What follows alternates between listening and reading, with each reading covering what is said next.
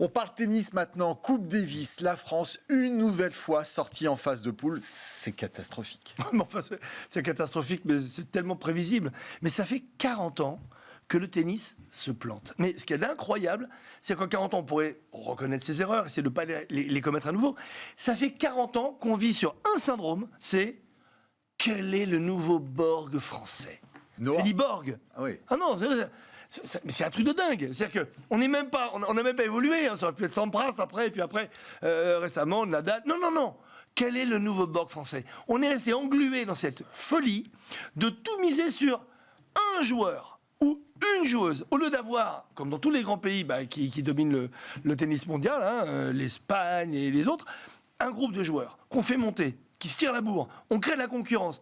Enfin, comme dans tout sport collectif. C'est un faux sport individuel, le tennis. Le seul problème du tennis, c'est que c'est la seule raison pour laquelle je vais être d'accord avec Franck. C'est peut-être le seul sujet. Combien de temps ? C'est peut-être le seul sujet. En 57 ans. Voilà, encore une fois, avec un propos totalement différent. C'est clair que quand on organise le French Open et quand une fédération qui gagne énormément d'argent et depuis longtemps, et ça va durer, je dirais que la structure administrative et la structure fédérale n'a pas intérêt à bouger. Si quelque part on a un champion, on a une star qui viennent des sélections en France ou qui s'entraînent aux États-Unis avec Bollettieri, là ça va créer un petit différentiel et un petit distinguo. Et quelque part ça risque de changer la donne. Donc quelque part on se retrouve avec une fédération qui vit très bien, où on est très très bien rémunéré et où on n'a pas intérêt à avoir des champions. On est content d'avoir un champion du monde junior. Mais au même moment, le junior slovène est déjà à Wimbledon dans le dernier carré.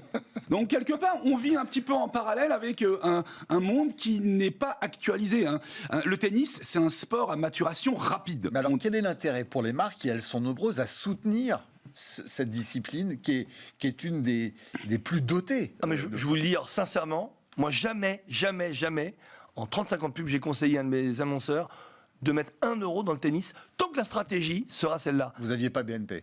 Non, j'ai pas eu BNP, mais c'est pas la question. J'aurais déconseillé de continuer avec le tennis là-dessus. Pourquoi ? BNP, si c'est uniquement sur les bâches de Roland-Garros et vivre dans un vase clos international, ah ben oui, on continue. Mais si c'est pour être un sport de compétition et gagner, non seulement en Coupe Davis, déjà être sélectionné avant de gagner, être sélectionné puis gagner, à ce moment-là, on va attendre quoi ? On va attendre comme à l'époque, qui est cette équipe des 4 mousquetaires, là, avec Noah et Saga Africa. Ouais. Mais ça fait combien de temps ? Saga Africa, ça fait 30 ans.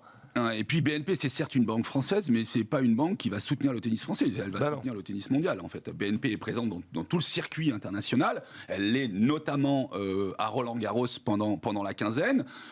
Ça fonctionne très très bien. Je veux dire, le sponsoring vis-à-vis de BNP fonctionne très bien. Mais c'est pas la raison pour laquelle, avec l'afflux d'argent du sponsoring de la BNP, que le tennis français va ressortir des champions et des championnes.